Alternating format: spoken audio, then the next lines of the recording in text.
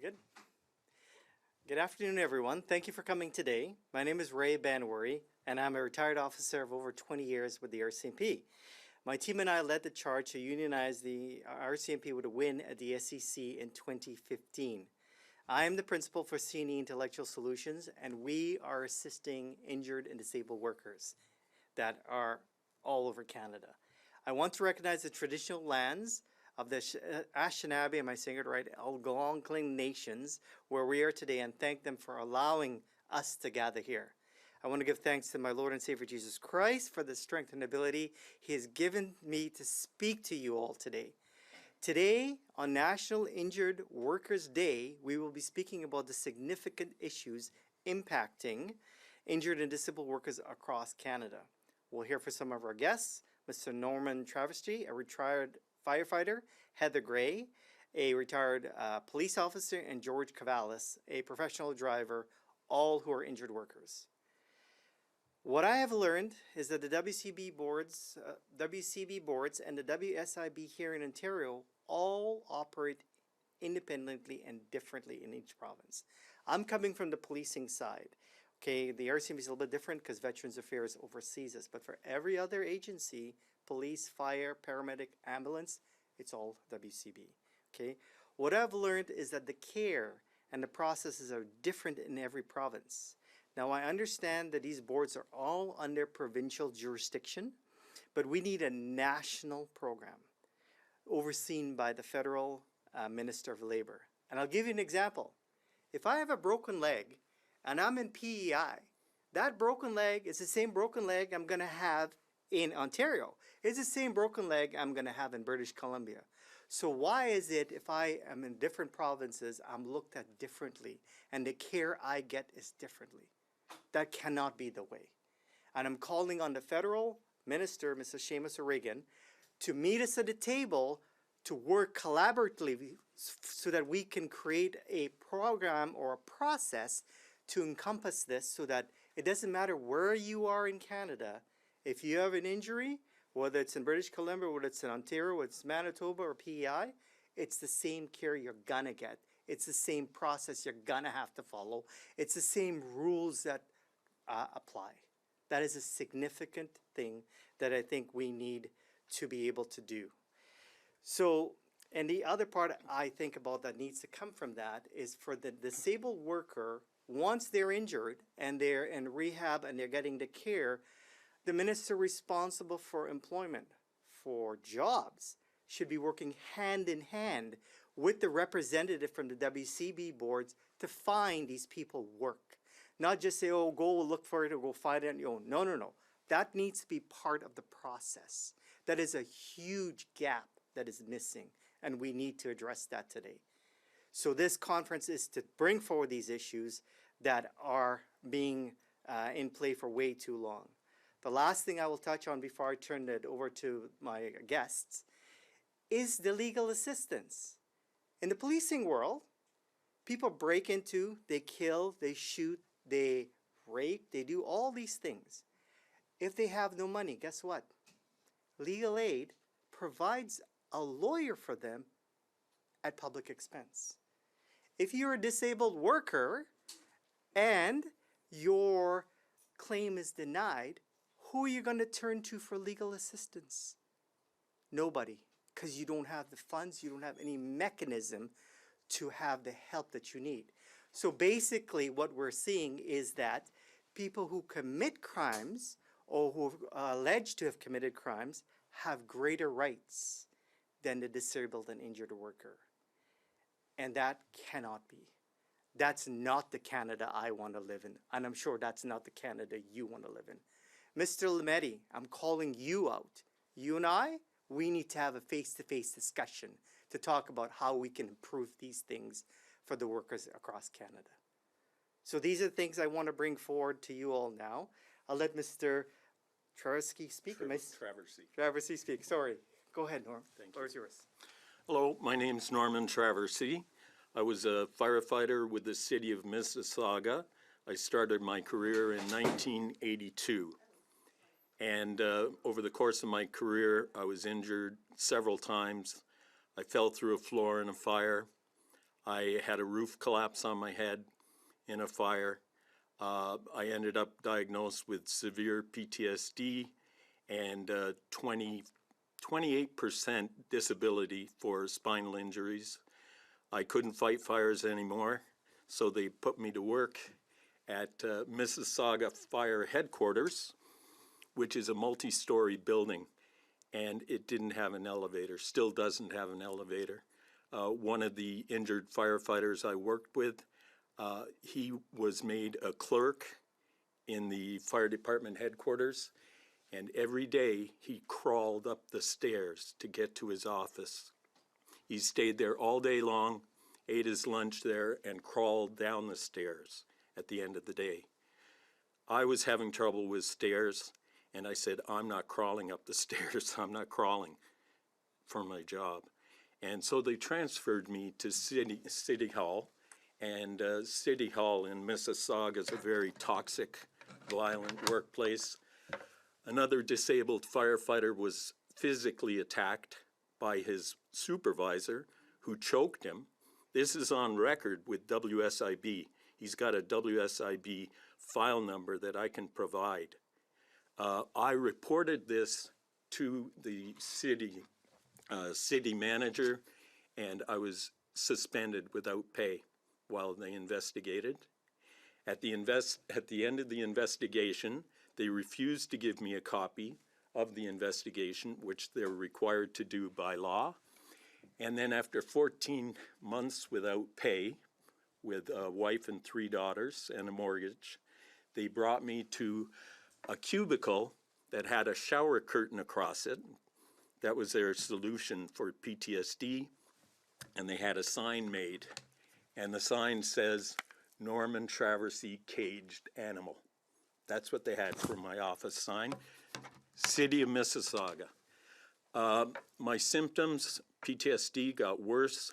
The city doctor told me to stay home because this was dangerous.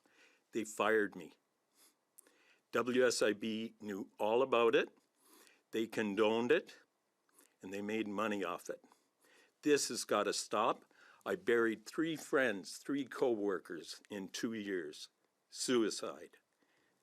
That's why I'm here. This has got to stop. It's a criminal organization, WSIB. They've got over $60 billion surplus in Ontario alone. It's invested on the stock market. I've gone to the RCMP, the OPP, Peel Regional Police, Toronto Police. No one will investigate. It needs to be investigated, and it needs to be changed, as you said. Okay, thank you very much. I'm not giving up on this. I've given a speech on Parliament Hill about this. This is an affinity fraud, which is where you force someone to pay for a service that is not provided. And it's got to stop. It's got to change. Thank you. Thank you, Norman. Thank you. We'll invite now Heather Gray to speak, share a little bit about her story, what's happened. Go ahead, Heather. Hi, good afternoon. My name is Heather Gray, and I was a police officer with Regina Police Service for the better part of 20 years. I was a stellar employee. I never had anything against me as far as my service. However, I was a hostage negotiator and a detective in the child abuse unit when I suddenly found myself targeted by another detective who set out to derail my career. And he and his cronies, 4 of them, decided that they were going to take me out. And day by day, little by little, torment after torment, over a course of 3 years, they did just that. By the time I knew what they were doing, the damage was too late.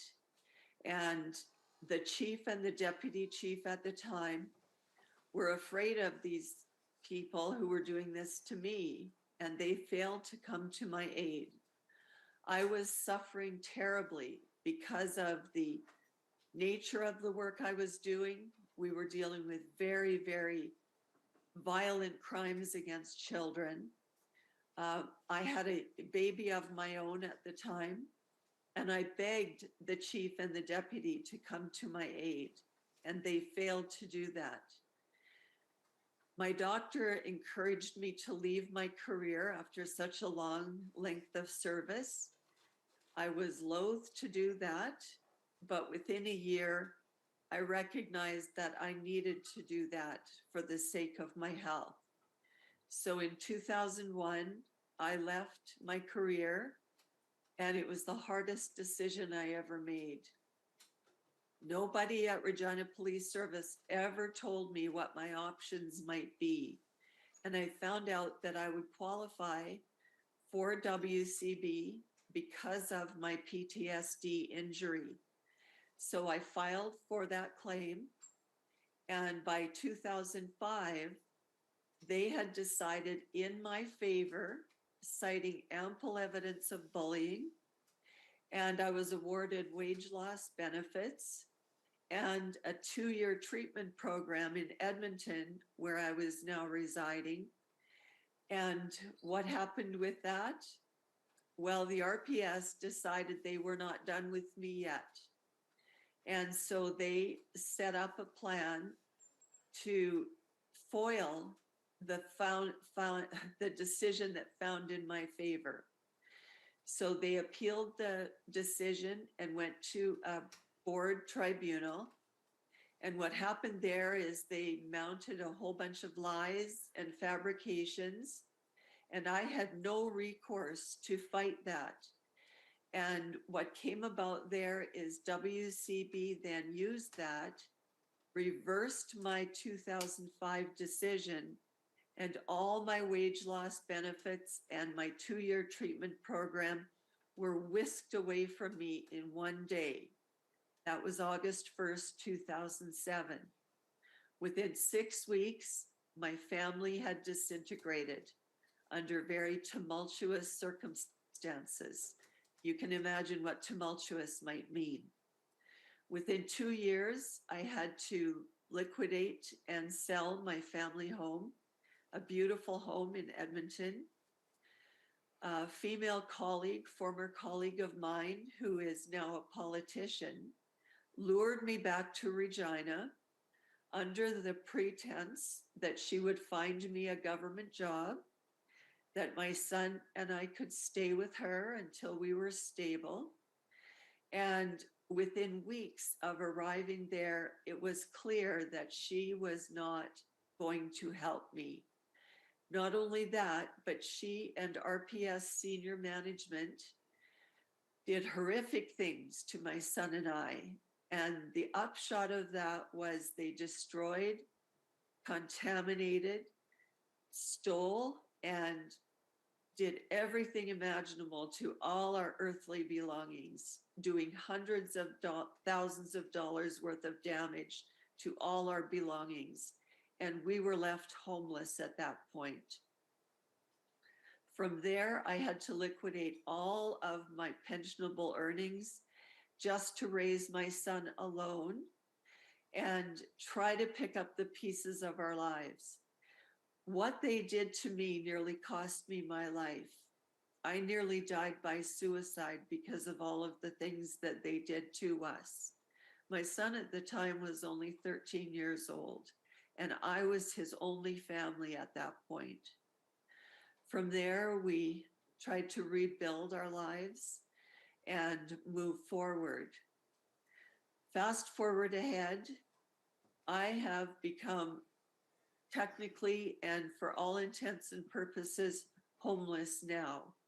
And since December 19th, 2001, I am homeless. I'm only housed because of the graciousness and the generousness of friends and colleagues who are making that happen for me. And this shouldn't happen in our society today, that someone who worked diligently for decades for their communities is in this situation. There are a couple of things I want you to know about Saskatchewan's WCB.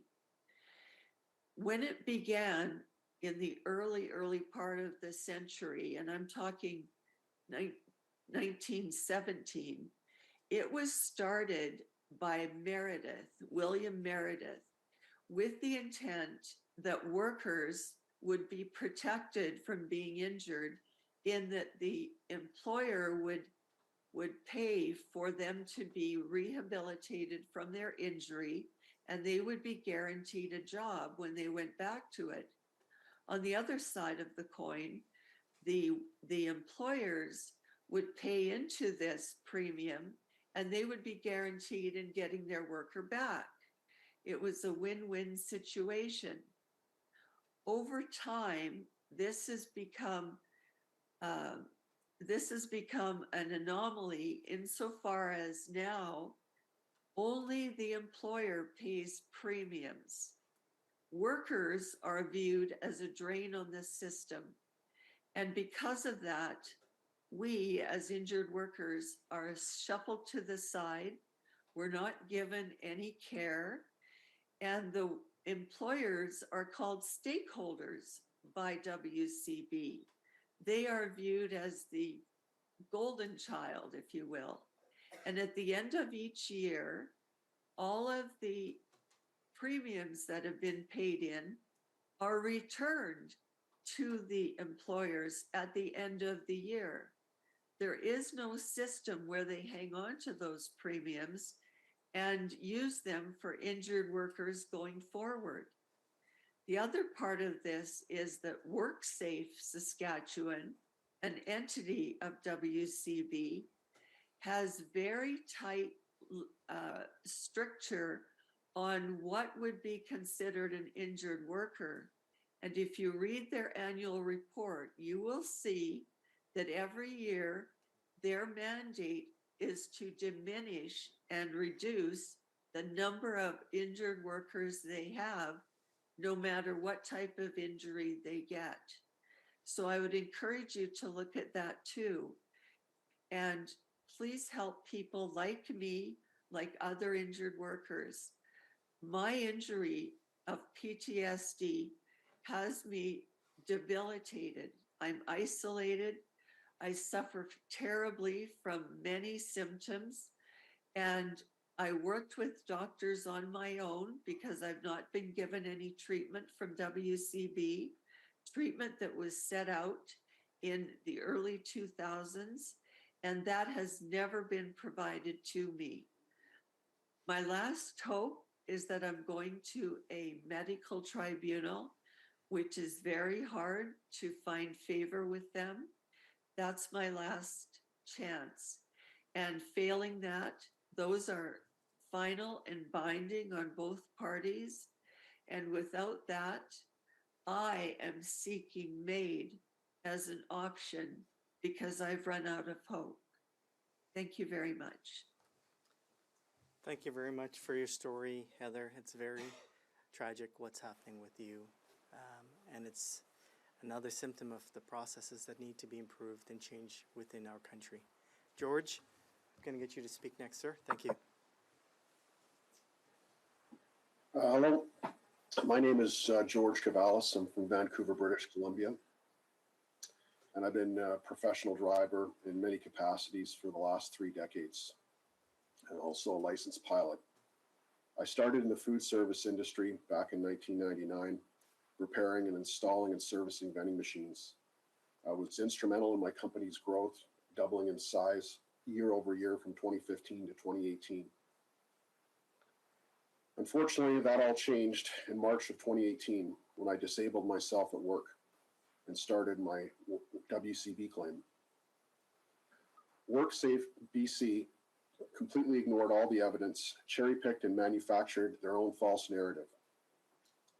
My legitimate claim was denied by WorkSafe, so my case manager can receive a bonus, got a raise, and a promotion for her fraudulent conduct. This WCB conduct is in several government reports now which showcase criminal code and charter rights violation as a fact. To add insult to injury or disability, my employer in 2019 sold my food service company to Compass Group, which is the largest food service company in the world.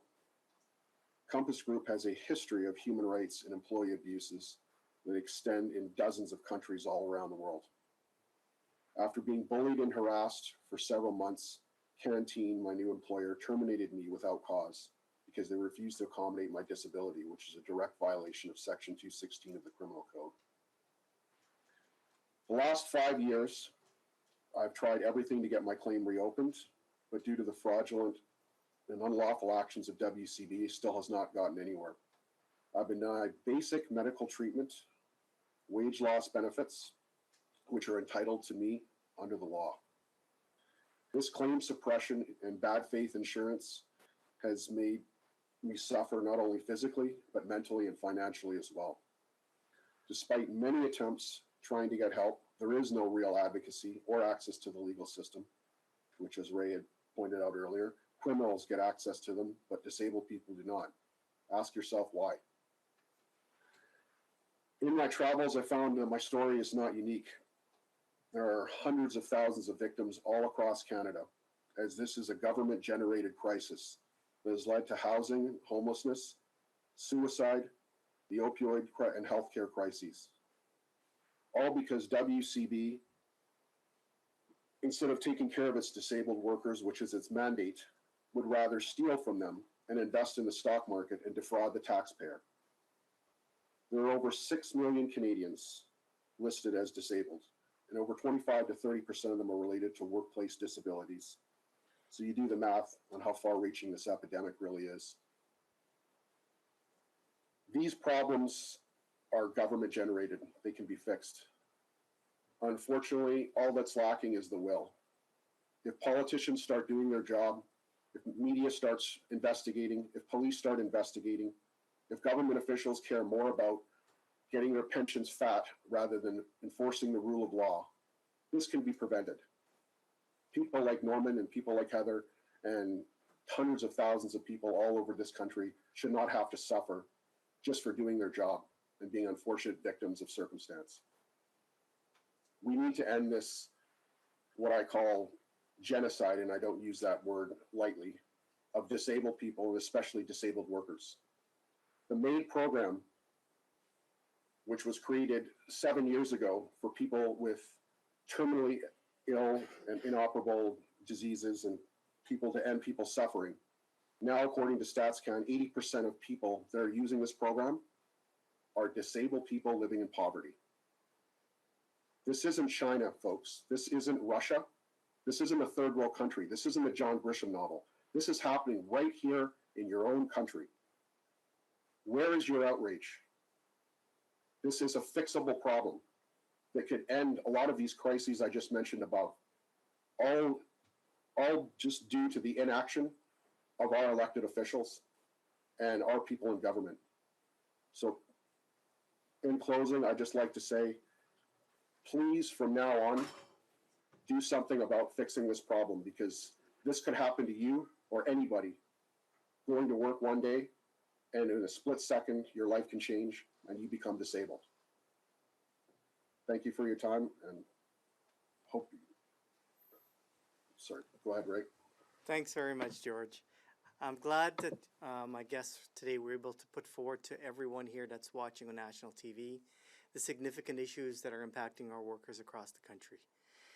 I am not going to go away. I'm not going to stop. I'm going to be supporting them in whatever capacity I can, whether it's at the provincial level, whether it's in the legal side, because the knowledge I have and the criminal code and the things that I see happening, a lot of it is criminal, and we need oversight for this. We need to have an independent body set up that is going to be a national body to oversee how these different WCBs and the WSIB is operating in our country. You need to have this so that we can provide the care, the true care, and the attention that our injured workers need. Because these are brothers and sisters. These are mothers and fathers. These are sons and daughters. This is who we're talking about. Everyday people. And these people are who make Canada. So thank you very much, everybody, today for coming out and being part of the press conference. If you need to reach out to us, my company, C&E Intellectual Solutions, there's other mechanisms that you can do. Send us an email, send us text, call us, and show your support to bring the changes we all need. Thank you very much.